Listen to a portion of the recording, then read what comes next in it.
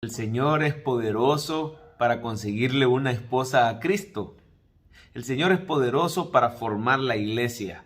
Por eso usted y yo debemos ser valientes y esforzados en el evangelismo. Debemos creer que el Señor va a respaldar cualquier esfuerzo que hagamos en este tiempo por alcanzar a los perdidos, porque el Señor es poderoso y con su Espíritu Santo va a convencer de pecado.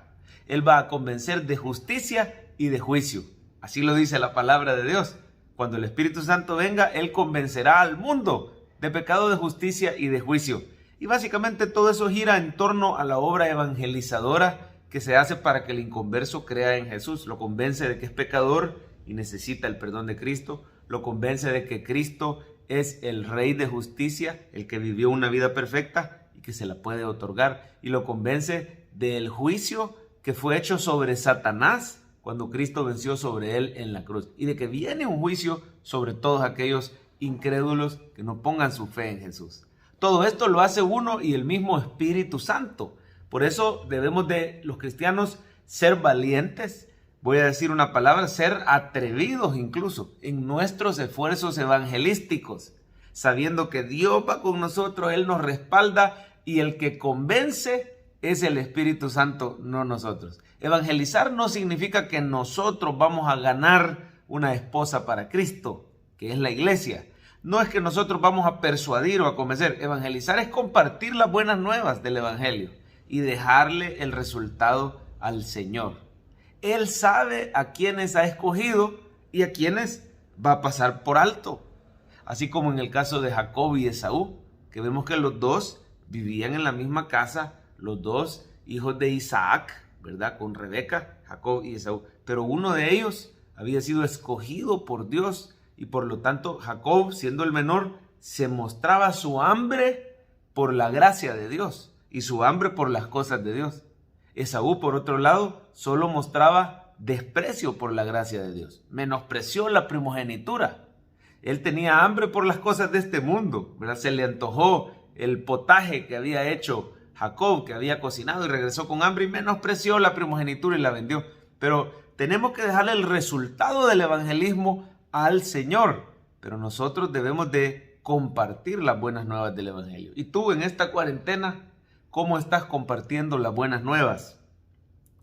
Dios nos ha puesto al pastor Francisco y a este servidor a hacer un video diario con reflexiones que alcancen a cristianos y a incrédulos también, a inconversos. Lo subimos a las redes sociales, lo compartimos a través de WhatsApp y ustedes nos ayudan viendo estos videos, comentando y también compartiéndolo con sus contactos. Esta es una manera como nosotros nos hemos propuesto compartir el evangelio en este tiempo, sabiendo que Dios va a llamar a sus escogidos y le dejamos el resultado al Señor. Pero tú podrías hacer un canal de YouTube, tú podrías compartir tu testimonio. Si Dios te ha sanado de COVID o ha hecho otro milagro en tu vida, además, por supuesto, de la conversión tuya, de la salvación.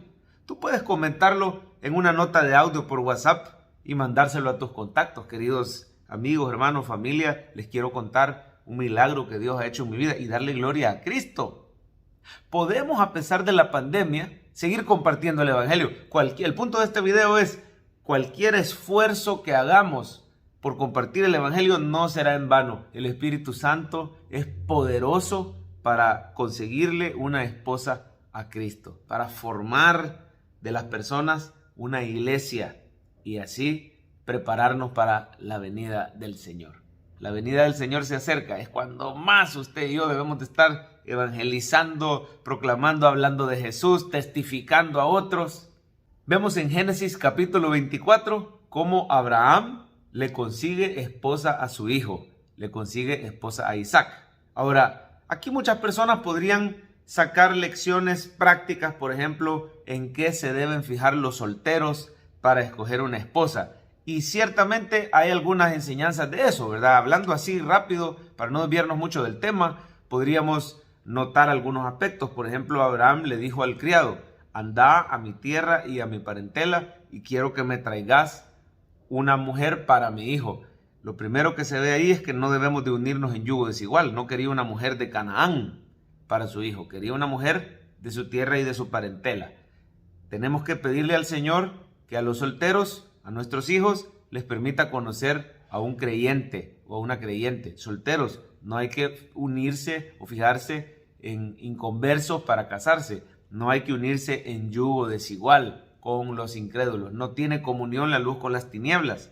Se complica todo. Tú tienes al Espíritu Santo, esa persona no tiene al Espíritu Santo. Tú crees en la Biblia y quieres agradar al Señor y obedecerle, esa persona no lo desea hacer. Hay que fijarse en eso. Primero, que sea creyente. Lo segundo, que sea una persona trabajadora, ¿verdad? Abraham le dice al criado, bueno, el criado pone en su mente y en su corazón: Señor, cuando yo llegue a ese lugar, la muchacha que me ofrezca agua para beber a mí y a mis camellos, esa muchacha va a ser la que tú has preparado. Ahí podemos ver algo, que la persona tiene que tener rasgos de carácter como amabilidad, como espíritu de servicio. Hay que fijarse en el carácter más que en el físico. Que tenga amabilidad, que tenga buen carácter, espíritu de servicio. La muchacha era respetuosa y honraba a su padre y llevó de regreso a este hombre, a este criado, donde su padre Labán. En fin, podemos ver la necesidad que hay de fijarse en esas cosas, que la persona sea trabajadora, ¿verdad? Era una muchacha diligente que andaba ahí trabajando en los negocios de su padre, ¿verdad? Una persona trabajadora, no desocupada, no holgazán, ¿verdad? Hay que fijarse en todas estas cosas.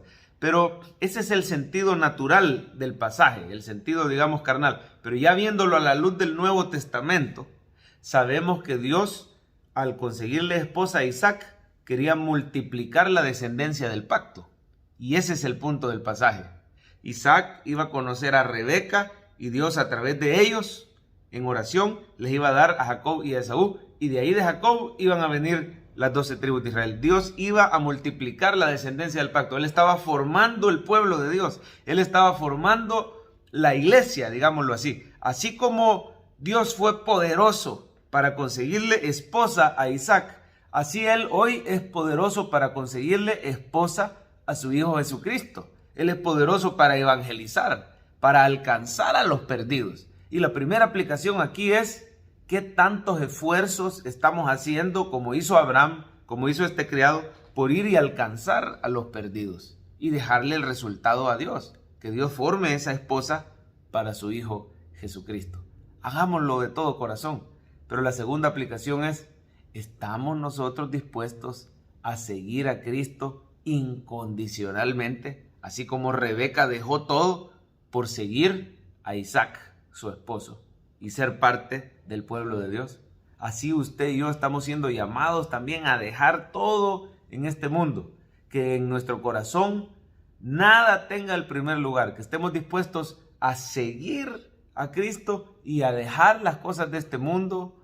No significa que vamos a renunciar al trabajo, no significa que vamos a renunciar a la familia, sino que el primer y absoluto lugar en nuestro corazón lo va a tener nuestro Señor Jesucristo. Estamos dispuestos a darle la espalda al mundo. Estamos dispuestos a darle prioridad a Cristo por encima incluso de los obstáculos que nos pueda poner este mundo, como familia que no quiere que nosotros vengamos a Cristo, gente que se opone, obstáculos en el horario para congregarse, obstáculos laborales, dispuestos a darle el primer lugar al Señor.